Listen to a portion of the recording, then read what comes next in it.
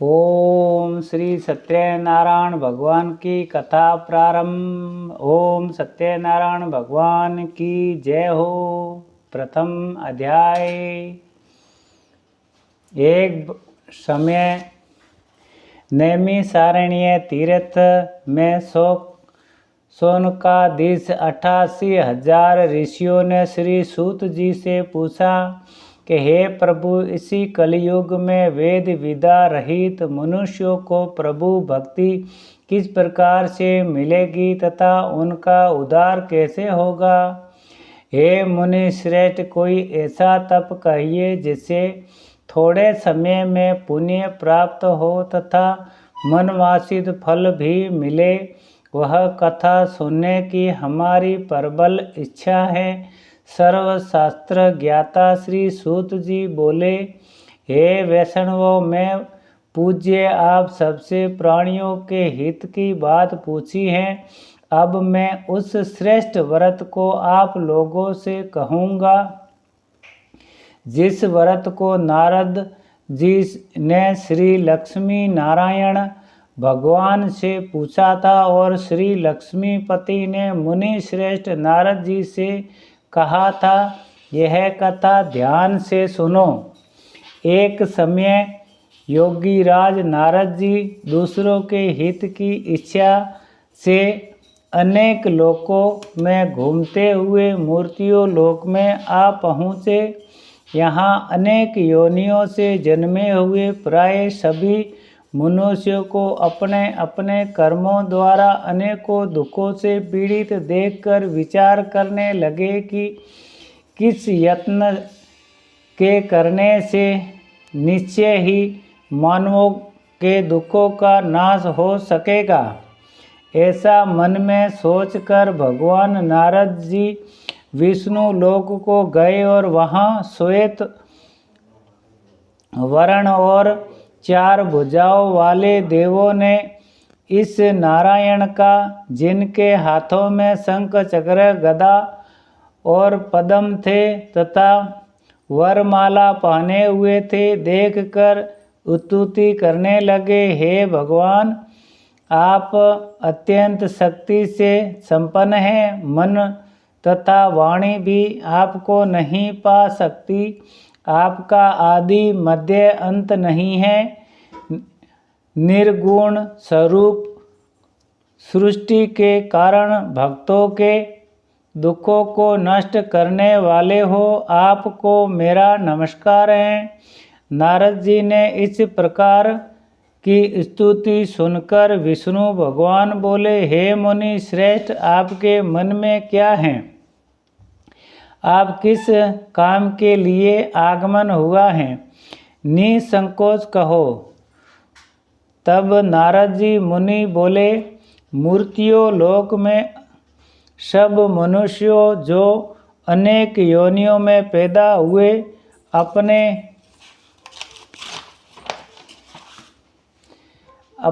अपने कर्मों के द्वारा अनेक प्रकार के दुखों से दुखी हो रहे हैं। हे नाथ, मुझ पर दया रखते हो तो बताइए कि उन मनुष्यों के सब दुख थोड़े से ही प्रयत्न से कैसे दूर हो सकते हैं।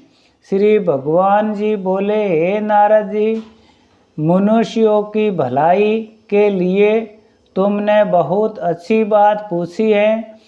जिस काम के करने से मनुष्य मोह से छूट जाता है वह मैं कहता हूँ।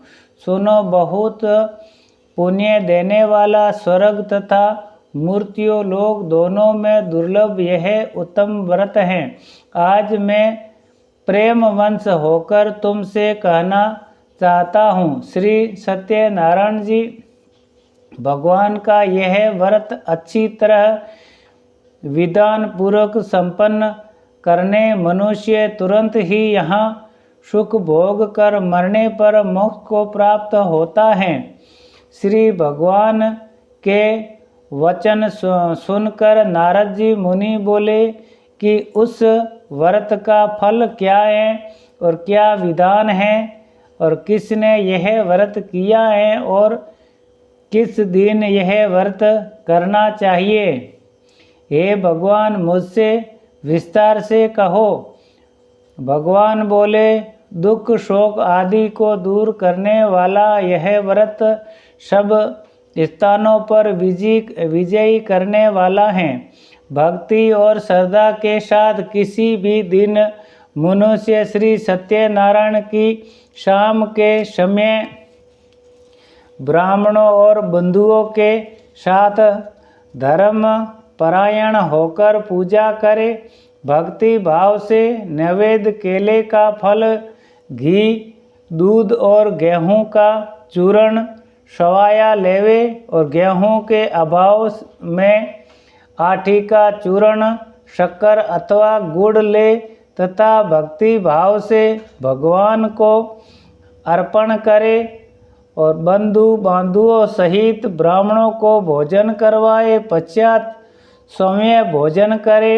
रात्रि के नृत्यों गीत आदि का आयोजन कर श्री सत्यनारायण भगवान का स्मरण करता हुआ समय व्यतीत करे। इस तरह व्रत करने पर मनुष्यों की इच्छा निश्चित पूरी होती है। विशेषकर कली काल के मृत्यु लोक पर यही मोक्ष का सरल उपाय है। द्वितीय अध्याय। सूत जी बोले, हे ऋषियों, जिसने पहले समय में इस व्रत को किया है उसका इतिहास कहता हूँ, ध्यान से सुनो। सुंदर काशीपुरी नगरी में एक अत्यंत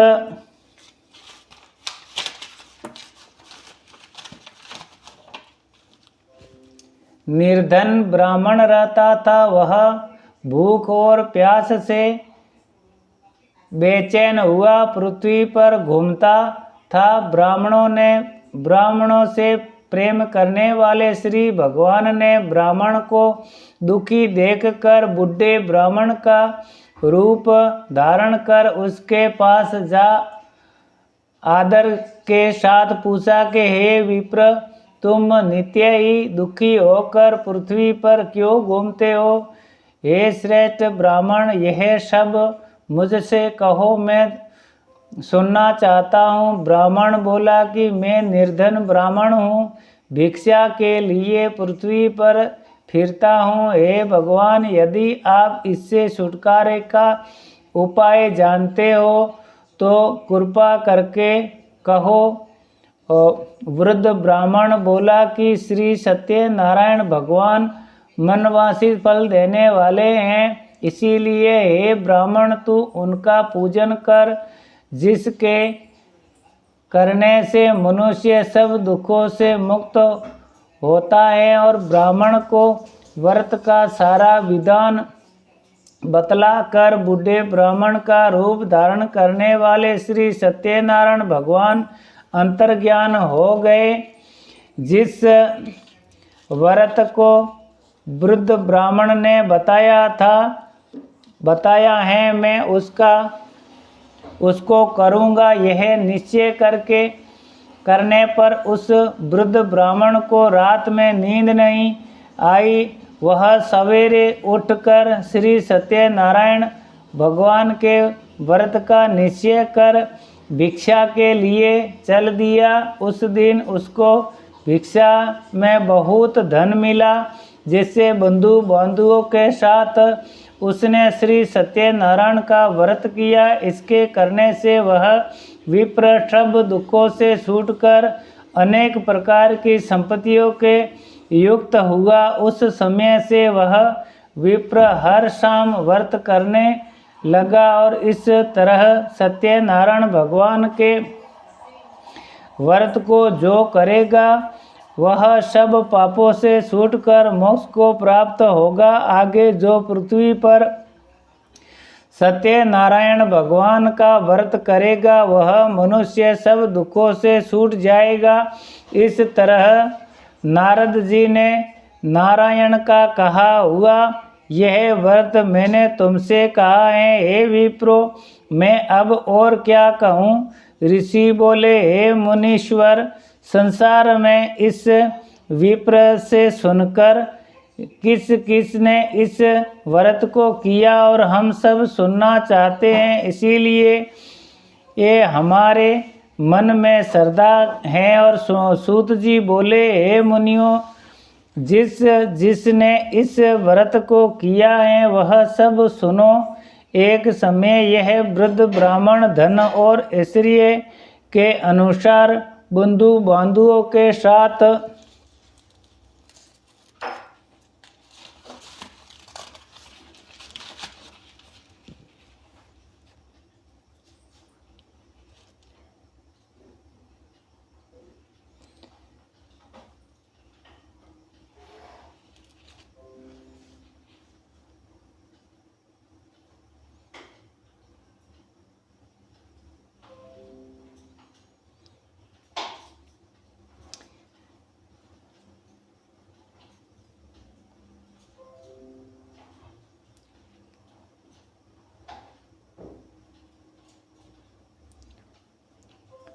धन और ऐश्वर्य के अनुसार बंधु बांधुओं के साथ व्रत करने को तैयार हुआ। उसी समय एक लकड़ी बेचने वाला बूढ़ा आदमी आया और बाहर लकड़ियों को रख कर विप्र के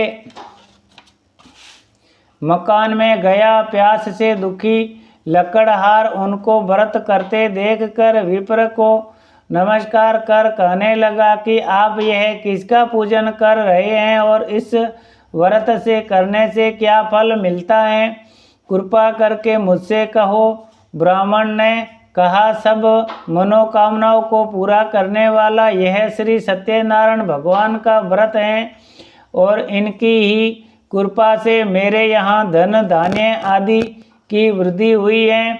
विप्र से इस व्रत के बारे में जानकर लकड़हार बहुत प्रसन्न हुआ और भगवान का पंचामृत ले और भोजन करने के बाद अपने घर को आ गया।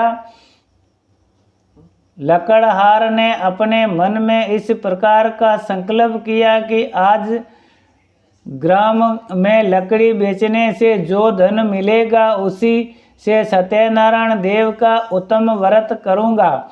यह मन में विचार कर वह बूढ़ा आदमी लकड़ियाँ अपने सिर पर रख कर जिस नगर में धनवान लोग रहते थे वह ऐसे सुंदर नगर में गया। उस रोज वहाँ पर उसे उन लकड़ियों का दाम पहले से दिनों से चौगुना मिला।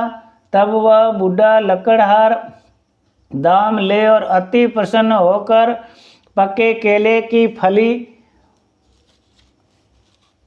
शक्कर, घी, दूध, दही, गेहूं का चूर्ण इत्यादि श्री सत्यनारायण भगवान के व्रत की कुल सामग्रियों को लेकर अपने घर गया। फिर उसने अपने भाइयों को बुलाकर विधि के साथ भगवान जी का पूजन और व्रत किया। उस व्रत के प्रभाव से वह बूढ़ा लकड़हार धन पुत्र आदि से युक्त हुआ और संसार के समस्त दुखों सुख भोग कर बैकुंठ को चला गया। तृतीय अध्याय। सूत जी बोले, हे श्रेष्ठ मुनियों, अब आगे की कथा कहता हूँ, सुनो। पहले समय में उल्का मुख नाम का एक बुद्धिमान राजा था। वह सत्यनारायण और जितेंद्रिय था और प्रतिदिन देव स्थानों पर जाता तथा गरीबों को भोजन देकर उनके कष्ट दूर करता था। उसकी पत्नी कमल के समान मुख वाली और सती साध्वी थी और भद्रशिला नदी के तट पर उन दोनों ने श्री सत्यनारायण भगवान का व्रत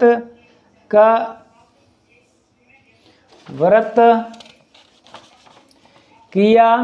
उस समय वहाँ एक साधु वैसे आया। उसने उसके पास व्यापार के लिए बहुत सा धन था। वह नाव को किनारे पर ठहराकर राजा के पास आया और राजा को व्रत करते हुए देखकर विनय के साथ पूछने लगा कि हे राजन, भक्ति भाव चित्त से यह आप क्या कर रहे हैं? मेरी सुनने की इच्छा है, सो आप यह मुझे बताइए। राजा बोला, हे साधु, अपने बंधुओं के साथ पुत्रादि की प्राप्ति के लिए एक महाशक्तिमान सत्यनारायण भगवान का व्रत व पूजन किया जा रहा है। राजा के वचन सुनकर साधु आदर से बोला कि हे राजन, मुझसे इसका सब विधान कहो, मैं भी आपके कथा अनुसार इस व्रत को करूँगा। मेरे भी कोई संतान नहीं है और इससे निश्चित ही होगा। राजा से सब विधान सुन व्यापारी ने निवृत्त हो वह आनंद के साथ घर गया। साधु ने अपनी पत्नी को संतान देने वाले उस व्रत का समाचार सुनाया और कहा कि जब मेरे संतान होगी तब मैं इस व्रत को करूँगा। साधु ने ऐसे वचन अपनी पत्नी लीलावती से कहे। एक दिन उसकी पत्नी लीलावती पति के साथ आनंदित हो संसारिक धर्म के प्रवृत्त होकर श्री सत्यनारायण भगवान की कृपा से गर्भवती हो गई तथा 10वें महीने में उनके एक सुंदर कन्या का जन्म हुआ। दिनों दिन वह इस तरह बढ़ने लगी जैसे शुक्ल पक्ष का चंद्रमा बढ़ता है। कन्या का नाम कलावती रखा गया। तब लीलावती ने मीठे शब्दों में अपने पति से कहा कि जो आपने संकल्प किया था कि भगवान का व्रत करूँगा, अब आप उसे करिए। साधु बोला, हे प्रिय, कन्या के विवाह पर करूँगा।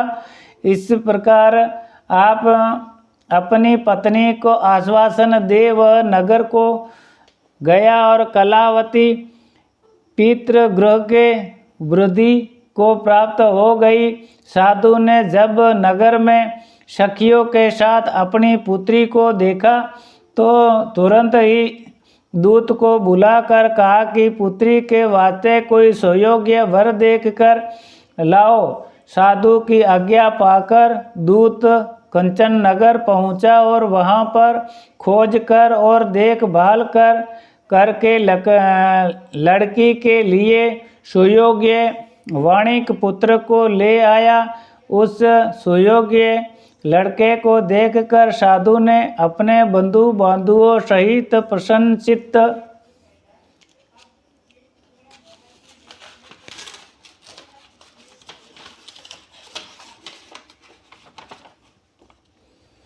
अपनी पुत्री का विवाह उसके साथ कर दिया, किंतु दुर्भाग्य से विवाह के समय भी उस व्रत को करना भूल गया। तब श्री भगवान क्रोधित हो गए और श्राप दिया कि तुम्हें दारुण दुख प्राप्त होगा। अपने कार्य में कुशल साधु बनिया जमाई सहित नावों को लेकर व्यापार करने के लिए समुद्र में समीप स्थित रतन सागरपुर नगर में गया और वहां दोनों ससुर जमाई चंद्रकेतु राजा के उस नगर में व्यापार करने लगे। एक दिन भगवान सत्यनारायण की माया से प्रेरित कोई चोर राजा का धन चुरा कर भागा जा रहा था, किंतु राजा के दूतों को आता देखकर चोरों ने घबराकर भागते हुए राजा के धन को वहीं नाव में चुपचाप रख दिया जहां वो ससुर जमाई ठहरे हुए थे तथा चोर भाग गए। जब दूतों ने उस साधु वैश्य ने के पास राजा के धन को रखा देखा तो दोनों को बांधकर ले गए और प्रसन्नता से दौड़ते हुए राजा के समीप जाकर बोले कि यह दो चोर हम पकड़ कर लाए हैं, देखकर आज्ञा दे। तब राजा की आज्ञा से उनको कठिन कारावास में डाल दिया गया तथा उनका धन छीन लिया गया। सत्यनारायण भगवान के श्राप के द्वारा उनकी पत्नी भी घर पर बहुत दुखी हुई और घर पर जो धन रखा था चोर चुरा कर ले गए। शारीरिक व मानसिक पीड़ा तथा दुख प्यास से अति दुखी हो अन्न की चिंता में कलावती एक ब्राह्मण के घर गई। वहां उसने सत्यनारायण भगवान का व्रत होते देखा। फिर कथा सुनी तथा प्रसाद ग्रहण कर रात को घर आई। माता के कलावती से कहा कि हे पुत्री, अब तक कहाँ रही वह तेरे मन में क्या है? कलावती बोली कि हे माता, मैंने एक ब्राह्मण के घर में श्री सत्यनारायण भगवान का व्रत देखा है। कन्या के वचन सुनकर लीलावती भगवान के पूजन की तैयारी करने लगी। लीलावती ने परिवार और बंधुओं सहित श्री सत्यनारायण भगवान का पूजन किया और वर मांगा कि मेरे पति और दामाद शीघ्र ही आ जावे। साथ ही प्रार्थना की कि हम सबका अपराध क्षमा करो। सत्यनारायण भगवान इस व्रत से संतुष्ट हो गए और राजा चंद्रकेतु को सपन में दर्शन देकर कहा कि हे राजन, दोनों वेश्यों को प्रातः ही छोड़ दो और उनके सब धन जो तुमने ग्रहण किया है वह दे दो, नहीं तो मैं तेरा राज्य धन राज्य पुत्रादि नष्ट कर दूंगा। राजा से ऐसे वचन कहकर भगवान अंतर्ज्ञान हो गए। प्रातःकाल राजा चंद्रकेतु ने सभा में अपना सपन सुनाया। फिर दोनों वाणी के पुत्रों को कैद से मुक्त कर सभा में बुलाया गया। दोनों ने आते ही राजा को नमस्कार किया। राजा मीठे वचनों से बोला कि हे महामनुभावो, भावी वंश ऐसा कठिन दुख प्राप्त हुआ है, अब तुम्हें कोई भय नहीं है। ऐसा कहकर राजा ने उनको नए नए वस्त्र आभूषण पहनाए तथा उनका जितना धन लिया था उनसे दुगना धन देकर आदर से विदा किया और दोनों वैसे अपने घर पर चल दिए। चौथा अध्याय। सूत जी बोले, वैश्य ने मंगलाचार करके यात्रा आरंभ करी और अपने नगर को चला। उनके थोड़ी दूर निकलने पर दंडी वेशधारी श्री सत्यनारायण भगवान ने उनसे पूछा कि हे साधु, तेरी नाव में क्या है? अभिमानी माणिक हंसता हुआ बोला,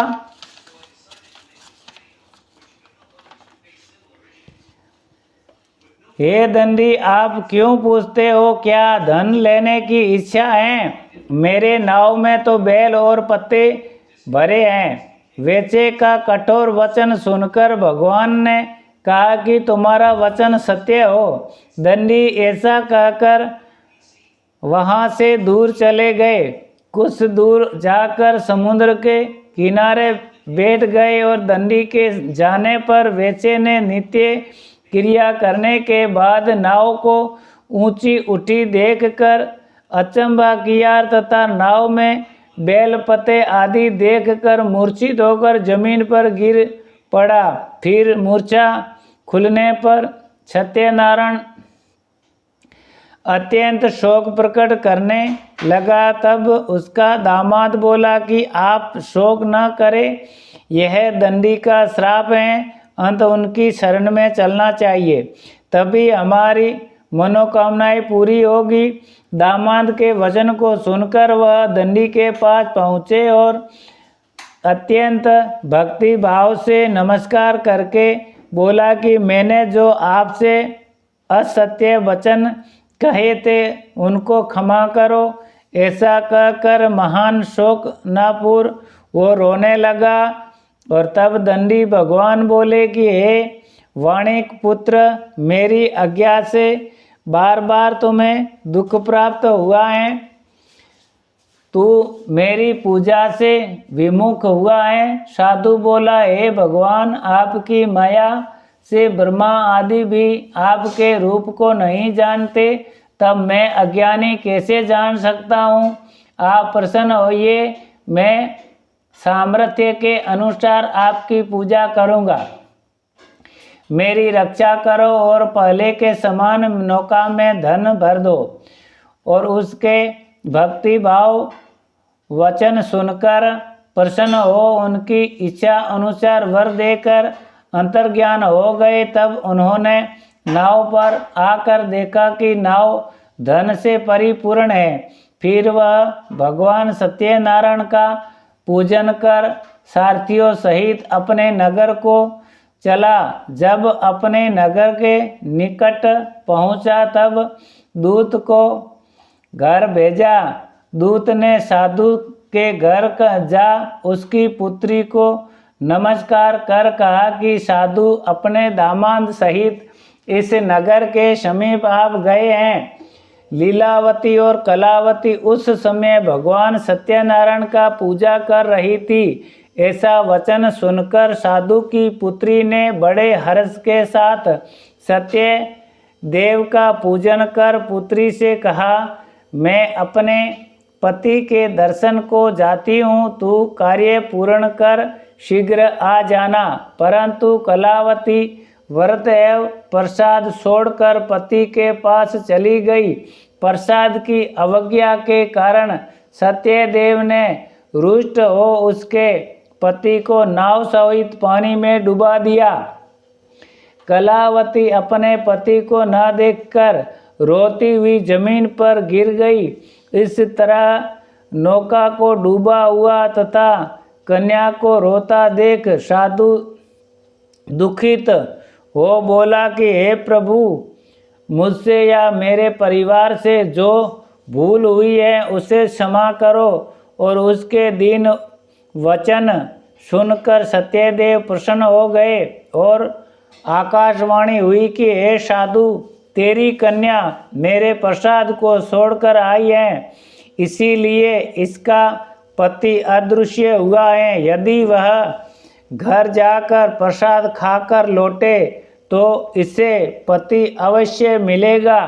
ऐसा आकाशवाणी सुनकर कलावती ने घर पहुंची और प्रसाद खाया। फिर आकर पति के दर्शन किए।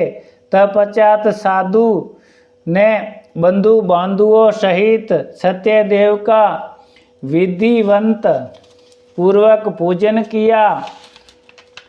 इस लोक का सुख भोग कर अंत में स्वर्गलोक को चला गया। 5वां अध्याय। सूत जी बोले, हे ऋषियों, मैं और भी कथा कहता हूँ, सुनो। प्रजा पालन में लीन दुगंध नाम का एक राजा था। उसने भी भगवान का प्रसाद त्याग कर बहुत दुख पाया। एक समय वन में जाकर वन्य पशुओं को मारकर बड़ के वृक्ष के नीचे आया। वहां उसने ग्वालों को भक्ति भाव से बांधुओं सहित श्री सत्यनारायण जी का पूजन करते देखा। राजा देखकर भी अभिमान वंश वहां नहीं गया और न नमस्कार ही किया। जब ग्वालों ने भगवान का प्रसाद उसके सामने रखा तो वह प्रसाद त्याग कर अपनी नगर को चला गया। वहां उसने अपना सब कुछ नष्ट पाया तो वह जान गया कि यह सब भगवान ने किया है। तब वह विश्वास कर ग्वालों के समीप गया और विधि पूर्वक पूजन कर प्रसाद खाया तो सत्यनारायण देव की कृपा से सब कुछ पहले के जैसा ही हो गया। फिर दीर्घ काल तक सुख भोग कर मरने पर स्वर्गलोक को गया। जो मनुष्य इस परम दुर्लभ व्रत को करेगा, भगवान की कृपा से उसे धन धान्य की प्राप्ति होगी। निर्धन धनी और बंदी बंधन से मुक्त होकर निर्भय हो जाता है। संतानहीन को संतान की प्राप्ति होती है तथा सब मनोरथ पूर्ण होकर अंत में वैकुंठ धाम को जाता है। जिन्होंने पहले इस व्रत को किया, अब उनसे दूसरे जन्म की कथा कहता हूँ। वृद्ध संतानंद ब्राह्मण के सुदामा का जन्म लेकर मोक्ष को पाया। उल्लामुख नाम का राजा दशरथ होकर बैकुंठ को प्राप्त हुआ। साधु नाम वैश्य ने मोरध्वज बनकर अपने पुत्र के आरे से चीरकर मोक्ष को प्राप्त किया। महाराज तुंगध्वज ने सौम्य भुज मनु हुए। भगवान में भक्ति युक्त हो कर्म कर मोक्ष प्राप्त किया। इति श्री सत्यनारायण भगवान की कथा संपूर्ण। बोलो सत्यनारायण भगवान की जय हो।